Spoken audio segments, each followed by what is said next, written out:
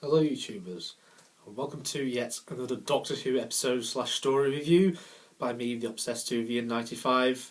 Of course, this time I'm going to be taking a look at the 8th episode of Series 8, which is Mummy on the Orient Express. Now, this story is mind-blowing, brilliant. It's one of the best episodes, I think, to come out since the show came back nearly 10 years ago. So, yeah, one of the best episodes I think I've ever seen, to be honest. And it's up there in this series as one of the best, if not the best, episode. I think it's absolutely brilliant. In this episode, we see the Doctor take Clara to this train, which is the Orient Express, except that it is in space, so it's given like a sort of science fiction twist, a bit like the Titanic a few years ago, as that was a starship. So it's a nice sort of science fiction twist, as well as a nod to the classic story Murder on the Orient Express, which is what the title of this story is based on, except this is called Mummy on the Orient Express. So overall, I love the title of this story.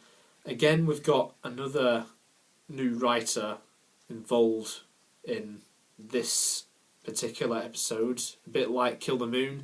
Yeah, I was a bit disappointed with Kill the Moon. I thought it could have been a lot better than it was, but there you go. This one exceeded all of my expectations. The next time trailer for this looked great, and the story itself was even better than I thought it was going to be.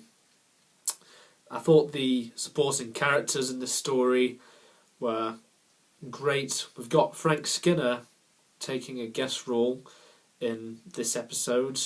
He doesn't really do that much.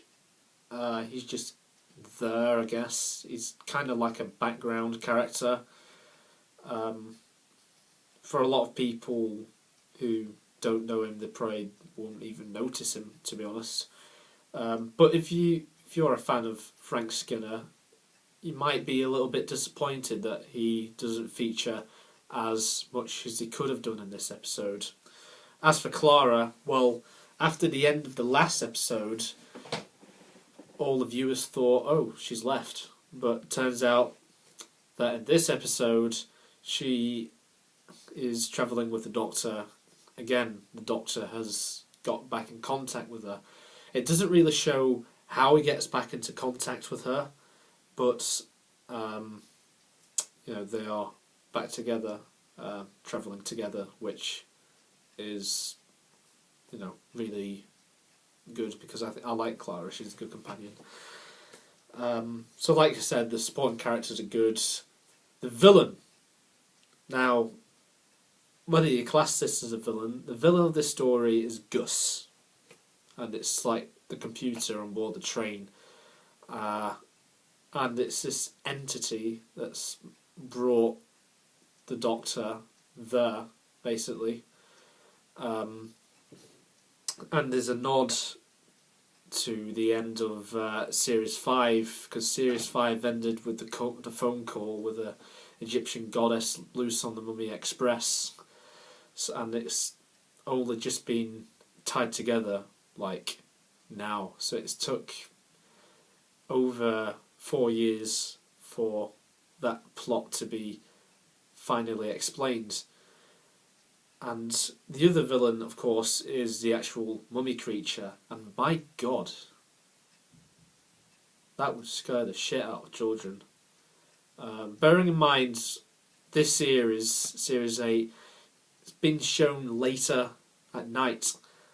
Now, in my opinion, I think Doctor Who later at night actually works better, because I feel that you can get away with more stuff, because this is probably the darkest series since 2005, since it came back. Capaldi's Doctor is the darkest out of the 4 Doctors we've had in the revived era. He's darker than Christopher Eccleston.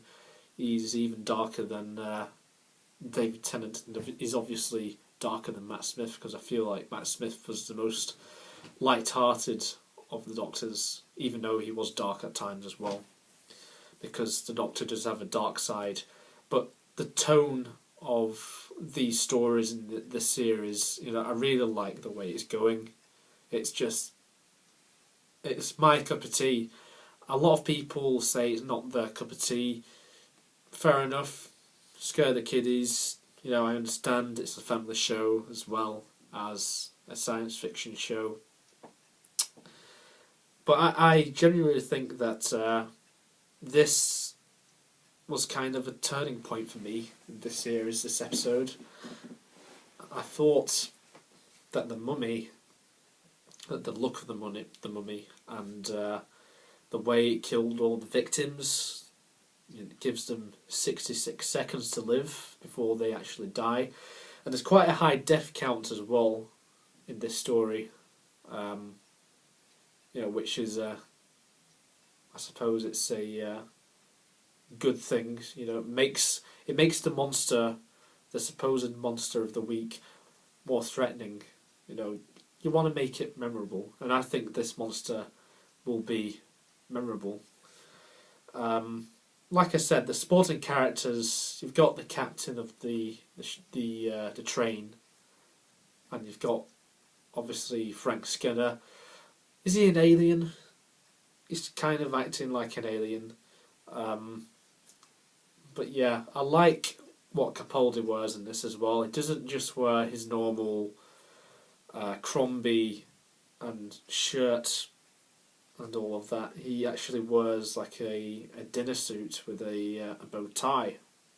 So this Doctor actually wears different clothing, a bit like Pertwee's Doctor and Tom Baker's Doctor. And of course, I've got to mention when he offers jelly babies. When I saw that, I was just like, yes, fangasms and all that type of stuff.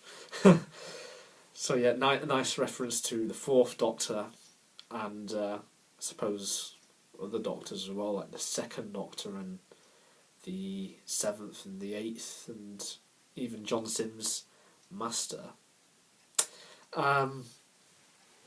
But yeah, I thoroughly enjoyed this episode, and there's not really that much wrong with it. I thought the resolution for like how the Doctor defeats the Mummy, I thought it was handled quite well, and he actually saves the people, and there was a nice lovely scene at the end of the episode, again involving just the Doctor and Clara and Danny Pink on the phone, just inside the TARDIS. It's just like the end of Kill the Moon when Clara was pissed off with the Doctor, whereas this time it was the other way round. Clara actually wanted to travel with the Doctor full time again, and by God, was I so relieved when it happened, because I was like, oh, it was just when the Doctor drops a companion off and then picks them back up again, it just gets really boring. I mean, it started happening towards the end of Matt Smith, like with Amy and Rory and all that, and it just got a bit annoying. So I was really happy that the episode ended and Clara was still with the Doctor. She didn't go and say, "Oh, I'm going back to school. I'll see you around."